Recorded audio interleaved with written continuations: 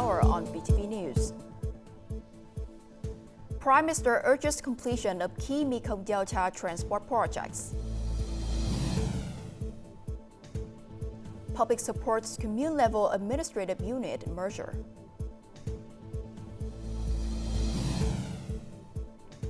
In world news, Pope Francis passes away at age 88.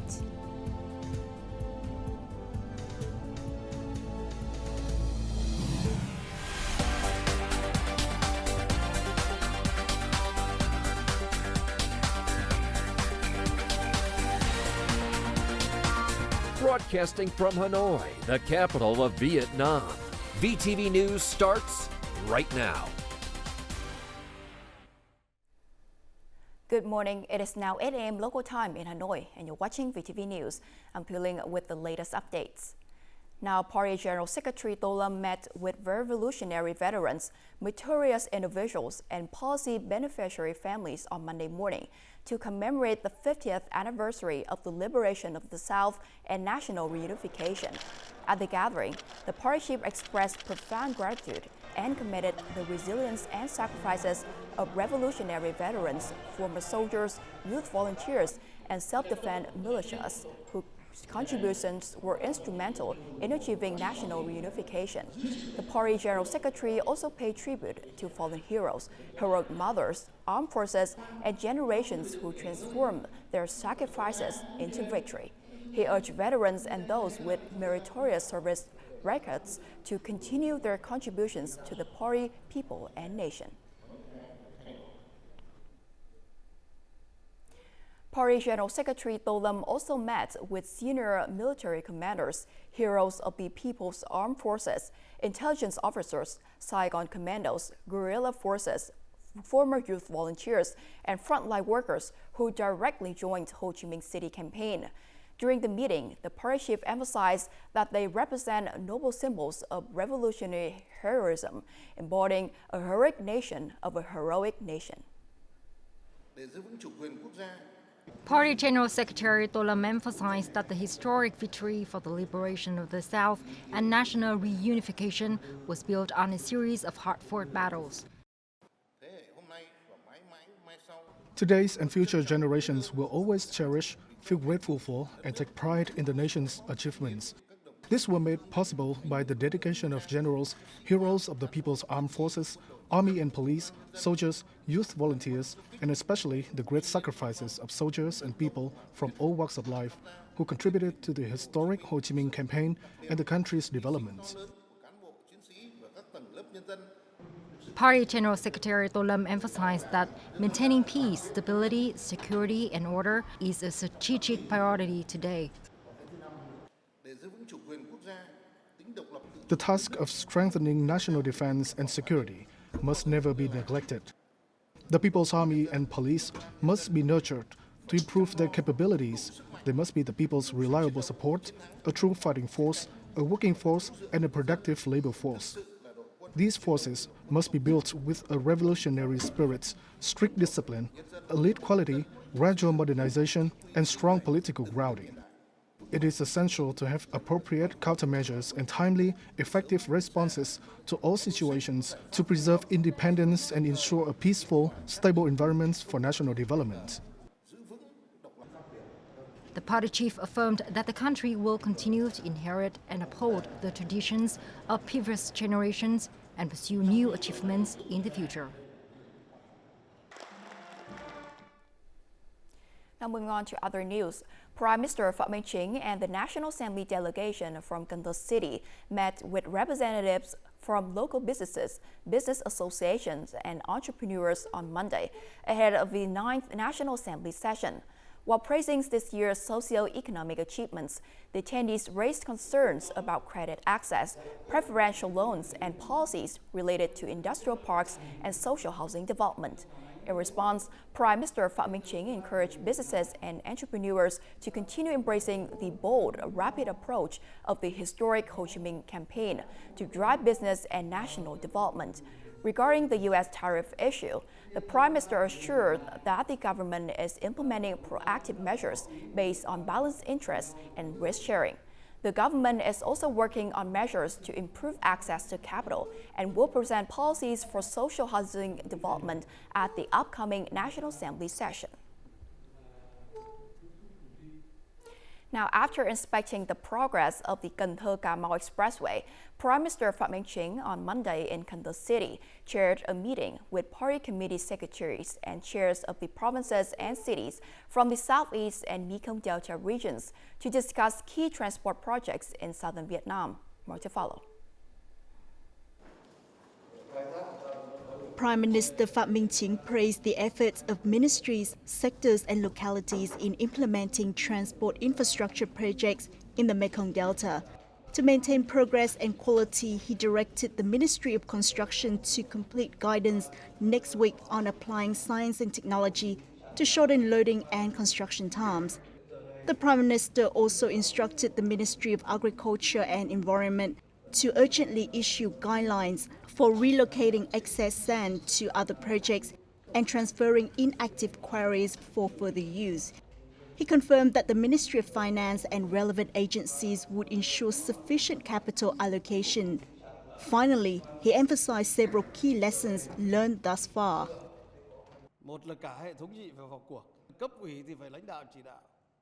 The entire political system must be engaged. Solidarity in leadership and direction should be fostered, with project units encouraged to be self-reliant. Ministries must coordinate with localities, regularly inspecting, motivating and rewarding progress. Difficulties should be addressed promptly within the appropriate authority.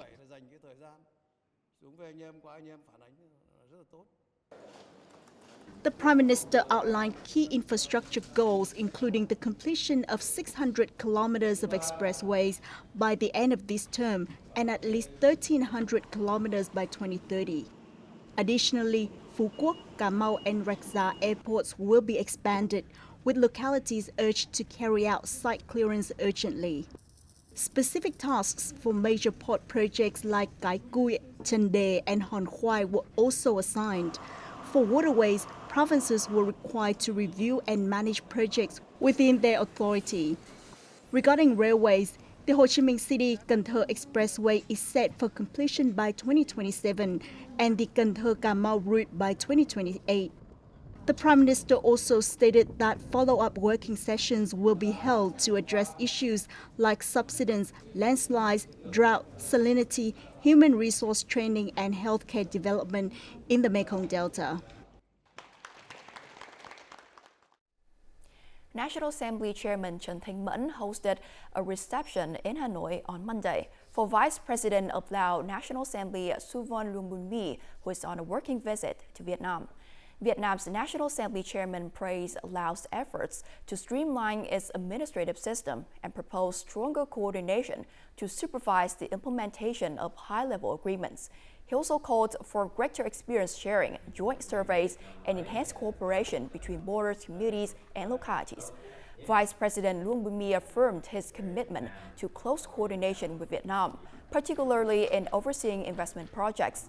Earlier the same day, National Assembly Vice Chairman Trần Quang Phương held talks with the Lao delegation to exchange information and share experiences in supervising socio-economic cooperation projects, aiming to deepen the bilateral ties. Deputy Prime Minister Hồ Đức Phước met with ministries and branches to study the establishment of a housing development fund on Monday afternoon. The Deputy Prime Minister said the National Housing Development Fund, outside the state budget, will support housing for workers and people under 35.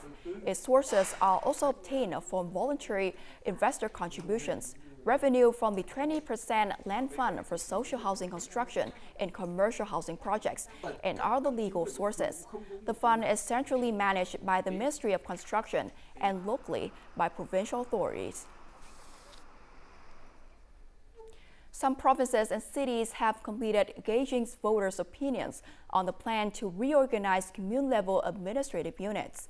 Now, along with their thoughts on the arrangement, people have suggested new names that reflect cultural and historical significance, are easy to remember, and convey the community's aspirations. According to the plan, Hiệp Hòa Commune will be combined with Sông Khoai Commune and Cộng Hòa Ward to form a new ward, Hiệp Hòa Ward. Thanks to continuous communication, residents understand and support the merger plan. We are all excited and strongly support the merger. Cộng Hòa Ward will no longer exist after the merger.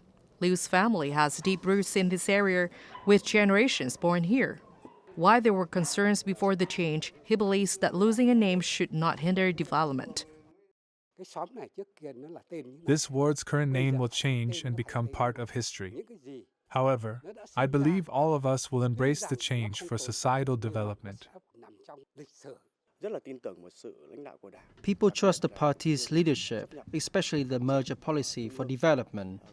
With clear communication, both citizens and voters strongly support the policy.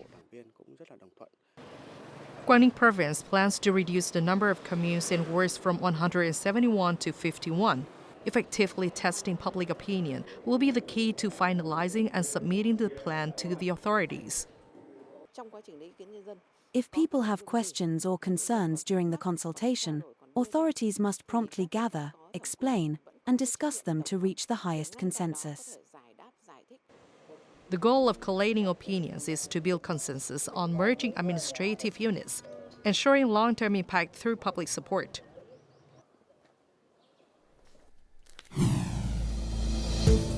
Coming up next, National Assembly monitors national environmental monitoring system. Former soldier publishes her comrades' stories.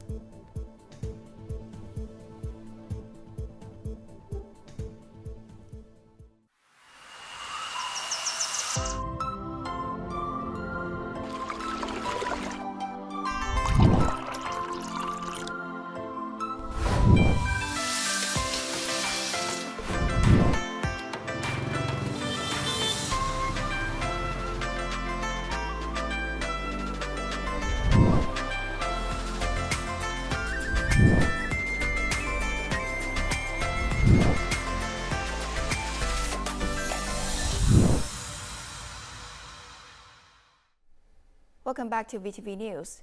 Air pollution, waste, and wastewater has become major and complex environmental issues in many localities, creating an urgent need for effective monitoring and management. As a result, on Monday afternoon, the National Assembly's thematic monitoring delegation inspected the National Center for Information, Data Integration and Environmental Monitoring Network operations to assess the operations and data quality of environmental monitoring. This center is responsible for integrating and processing environmental monitoring data nationwide. It can automatically and continuously receive and store air and water quality data from over 2,000 monitoring stations. The National Assembly delegation planned to monitor emissions, wastewater, and waste management. Currently, in many localities, efforts are limited to issuing pollution warnings without detailed data or specific preventive measures for businesses to implement. There are also gaps in emission level regulations required for online monitoring. This situation raises several issues, especially regarding environmental protection enforcement measures. Currently, monitoring applies to only emissions exceeding 100,000 cubic meters per hour. The frame should be lower to 50,000 cubic meters per hour. For example, this will apply to factories producing 500,000 cubic meters of waste daily. It is very important to rely on current data to find solutions. The delegation also noted that 31 national monitoring stations are needed to ensure proper air quality monitoring. Additionally, data from cross-border baseline stations must be shared to ensure seamless integration. At the ceremony marking World Creativity and Innovation Day 2025 on Monday, Minister of Science and Technology and Mekong announced that the Politburo has tasked the ministry with drafting a national startup initiative. The main goal is to encourage everyone to think creatively and make innovation a normal part of daily life. The minister emphasized that practical activities must shift to the digital environment for innovation to become widespread. A United Nations representative in Vietnam praised the issuance of Resolution 57 by the Politburo and the government's pledge to allocate 3% of the national budget to science, technology, innovation, and digital transformation.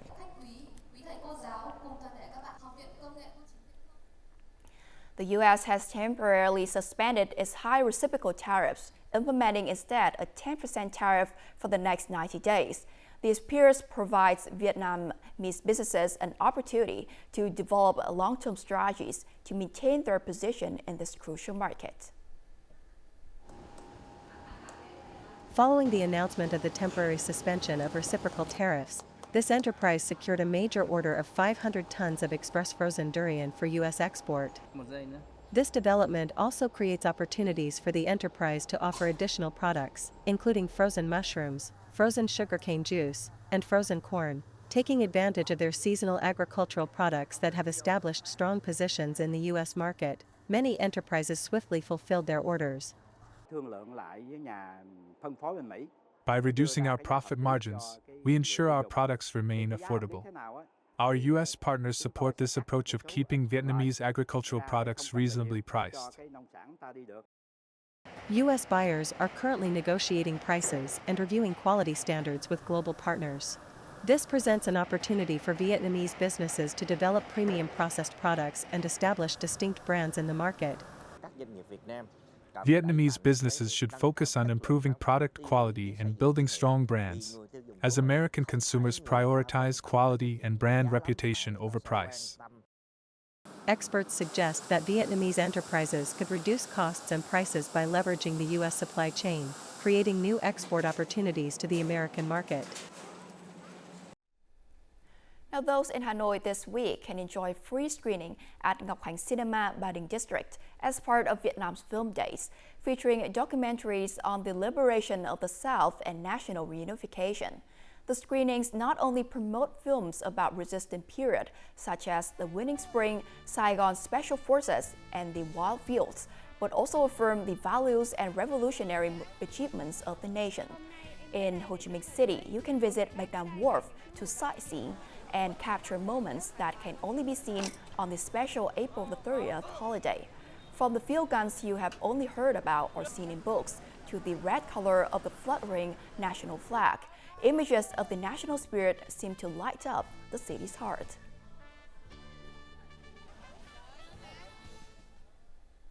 Visitors are currently flocking to the historic Bạch Đằng Wharf in District 1, Ho Chi Minh City. They come to enjoy the scenery while also capturing the vibrant spirit and memorable moments of a week ahead of the 50th anniversary of the liberation of the South and National Reunification Day. More to follow. The guns once only heard about in stories or books and are being witnessed firsthand by Hồng Nhung for the first time. Her emotions well up as if touching a piece of history. The once distant, heroic past of the ancestors suddenly feels closer than ever. I feel deeply moved and incredibly honored. I am proud to be Vietnamese and full of love for my country. Beyond merely sightseeing spots, many people take this chance to express their love for their homeland. Today, I came to take photos of the artillery and the soldiers here. I feel really proud. I'm very emotional today. I remember my brothers and his friends who sacrificed their lives in the resistance war against America. I brought my child here to learn more about the history of Reunification Day. From historical artifacts to the red national flag flying high over Bạch Đằng Wharf today, the love for the country seems to come alive in this young city's heart. Amid the modern rhythm of daily life, these images, accompanied by emotion and pride, gently bring history into people's lives.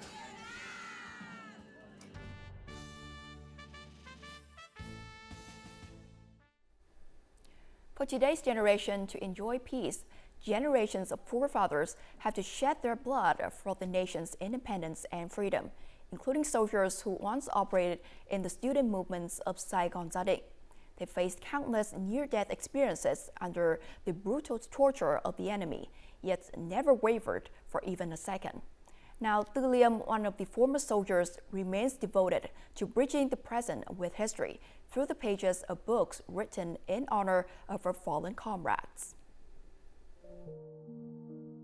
Overwhelmed with emotion as he read the book gifted by his former commander, Đinh Bùi Chu felt like he was reliving the moments of anticipation for victory. Thanks to the book, I can recall my young days in the army, even though I'm old now. For 2 years, Tư Liêm devoted herself to reconnecting with her former comrades. What seemed like an easy task turned out to be a challenge, completing over 500 pages filled mostly with untold stories.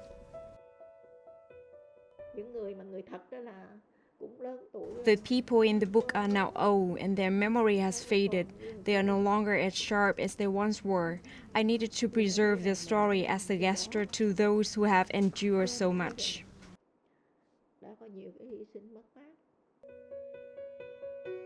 For this cause, many individuals who never wished to speak about themselves can now share their historical role with today's generation. During the war, young people are everywhere, ready to contribute their strength in response to the co-op party and alcohol.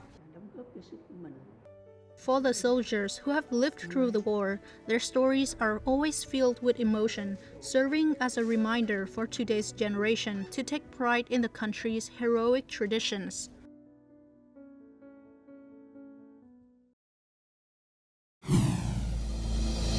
Coming up next in our world news. Pope Francis passes away at age 88.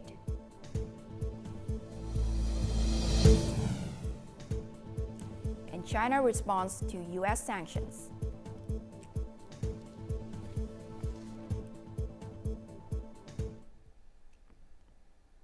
Let's continue with our global updates. Pope Francis, the first Latin American pope, passes away at 7:35 a.m. Rome time after weeks of hospital treatment for respiratory failure and severe pneumonia. The Pope died at the age of 88.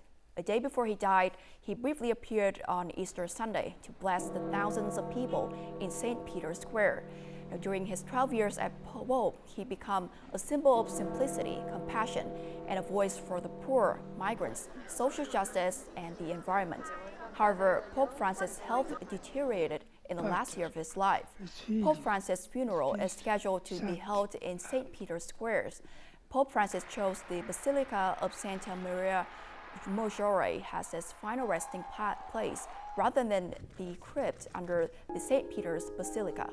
This choice breaks with over a century of tradition, reflecting his simple and down-to-earth lifestyle.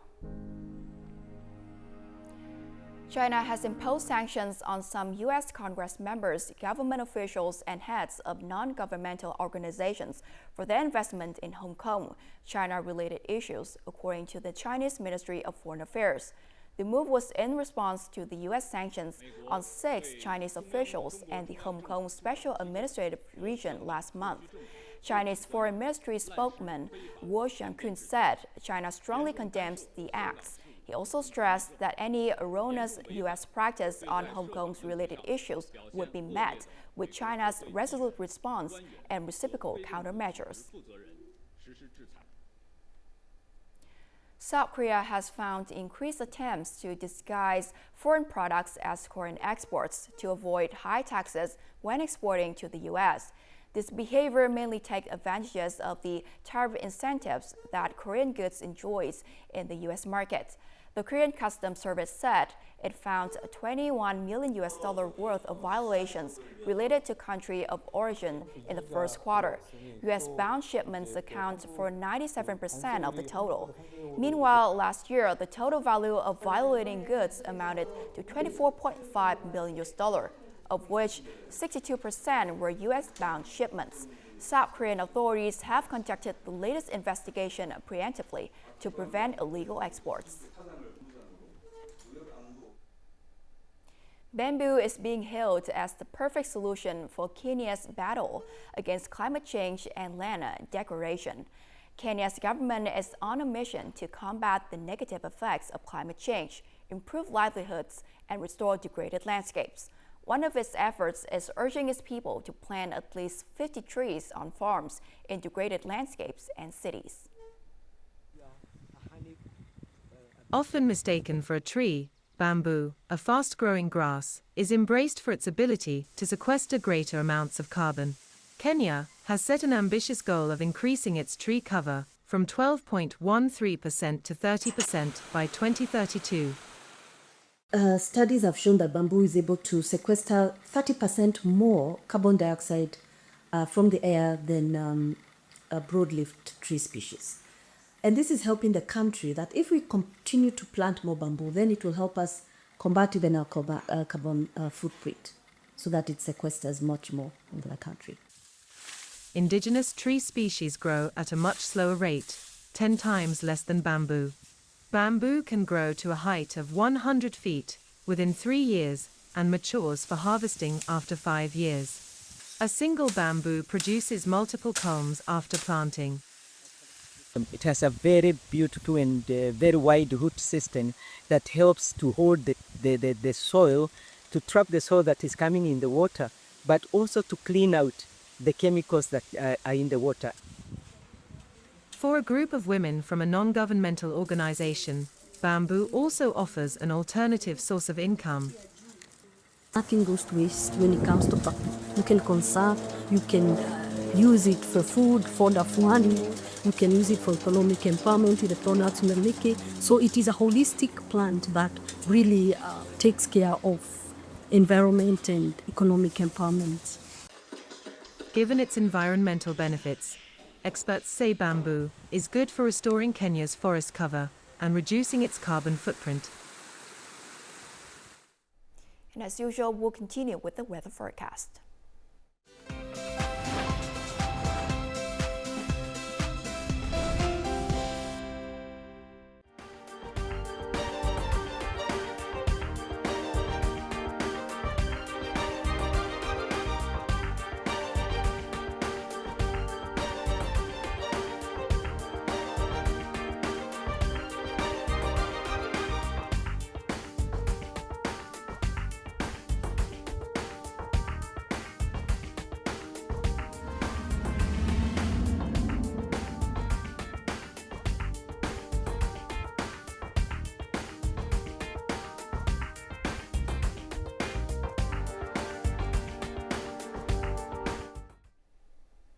And that's the end of VTV News. To rewatch our program, you can download VTVgo from App Store or Google Play, or visit our YouTube channel at VTV4go.